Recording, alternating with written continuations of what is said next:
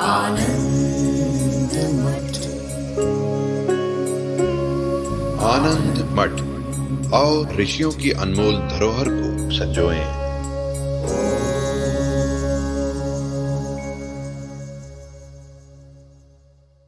कि जो साधन चतुष्टय संपन्न है वो प्रमाता है।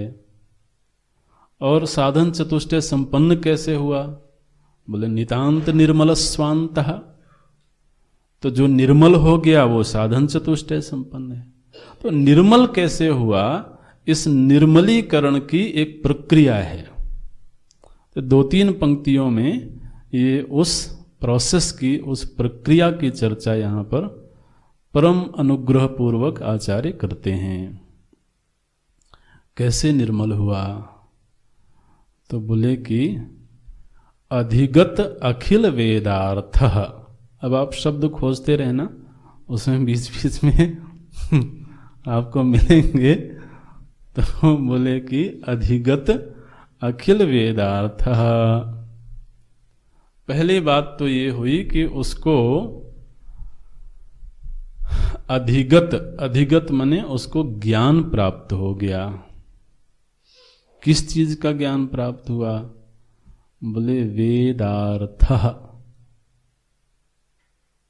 देखना, उसको वेदार्थ की प्राप्ति हो गई। और कौन से वेद का अर्थ प्राप्त हुआ? बोले अखिल वेदार्थ।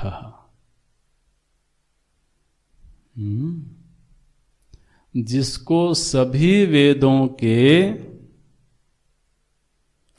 अर्थ का ज्ञान प्राप्त हो गया, समस्त वेदों के अर्थ की जानकारी प्राप्त हो गई, वो अधिकारी है।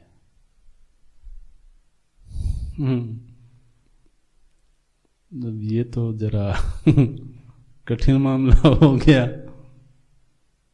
अधिगत अखिल वेदार्थ, जिसको समूचे वेदों के अर्थ की प्राप्ति हो गई, अर्थ का ज्ञान हो गया। ओहो, ये समूचे वेदों का अर्थ कैसे प्राप्त हुआ, कैसे ज्ञान हुआ? तो बोलते हैं विधिवत अधीत। उसने विधिवत अध्ययन किया। किसका अध्ययन किया? वेद वेदांग। विधिवत अधीत वेद वेदांग। तो जब कोई व्यक्ति विधिवत तरीके से गुरुकुल में जाकर के गुरु की सेवा करते हुए उनके वात्सल्य का भाजन बन के, ये विधिवत कहने का ये अर्थ है ना? वो एक निश्चित विधि है। वेदार्थ केवल कक्षा से नहीं प्राप्त होता है, केवल अध्ययन से प्राप्त नहीं होता है, उसमें कुछ शर्तें होती हैं। तो बोलते हैं विधिवत अधीत। जो भी शास्त्र में विधि बताई गई है, उस विधि के अनुसार उसने वेदार्थ प्राप्त किया, अध्ययन किया है। तो देखिए, हमारे शास्त्रों में ऐसे ऐसे दृष्टांत आते हैं जहाँ पर कि किसी विद्यार्थी ने विधिवत तरीके से विद्या प्राप्त नहीं करी, उन्हें विद्या प्राप्त की लेकिन उसने विधि का पालन नहीं किया। तो महाराज, वो जो विद्या प्राप्त होती है ना, वो विद्या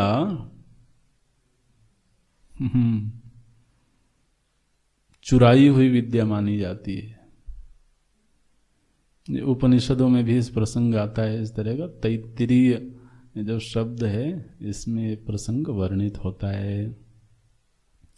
तो जिसने बिना विधि का पालन किए विद्या की प्राप्ति की, उस विद्या पर उसका वैधानिक अधिकार नहीं होता है। ये ऐसे ही है कि जैसे हम किसी के घर में गए और उनके घर में कोई वस्तु रखी हुई है, वो वस्तु हमें अच्छी लगी, हमें लगा कि इस वस्तु का हम अगर इस वस्तु को ले लें तो ये हमारे काम आएगी। तो हमने बिना उनकी इजाजत लिए वो वस्तु ले लिया और ला करके अपने घर में रख लिया। अब वो तो सब ठीक है, वस्तु भी प्राप्त हो गई, लेकिन वस्तु प्राप्त होने के बावजूद उस वस्तु पर हमारा अधिकार नहीं है। क्यों नहीं है? क्योंकि उसको विधि पूर्वक प्राप्त नहीं किया है। प्राप्त तो किया, प्राप्ति हो गई, लेकिन विधि पूर्वक प्राप्त नहीं हुई। अगर वहीं जो घर का मालिक है वो प्रसन्न हो करके और हमें भेंट कर दे, तो उसके भेंट करने के बाद भी वो वस्तु मिली हमें, और बिना मांगे लिया था तब भी मिली। दोनों ही स्थानों पर वस्तु तो मिली, लेकिन फिर दोनों में बड़ा अंतर है। तो इसी तरह से महाराज ये जो विद्या है ना, ये तो ऋषियों की संपत्ति है, ये तो हमारे पूज्य आचार्यों की संपत्ति है। अब यदि हमने बिना विधि का पालन किए उसको प्राप्त कर लिया तो संभव है कि मिल जाए वो लेकिन वो फिर उसमें अपना वैधानिक अधिकार नहीं होता है। जैसे तो बोलते हैं विधिवत अधीत, विधि पूर्वक उसने अध्ययन किया, माने हम इस लायक बन जाएं कि हमें प्रसन्नता पूर्वक दे दिया जाए, ये लो अब इस संपत्ति को तुम संभालो। आप जानते हैं ना, घर में 4 बहुएं होती हैं तो जरूरी नहीं है कि सासू मां तो जो खजाने की चाबी है वो तो किसी किसी को ही देंगे ना। तो अब संबंध तो चारों का है, लेकिन फिर अब जो योग्य है, जिसने सेवा आदि के द्वारा प्रसन्न किया है, तो इसको विधिवत बोलते हैं, विधिवत अधीत।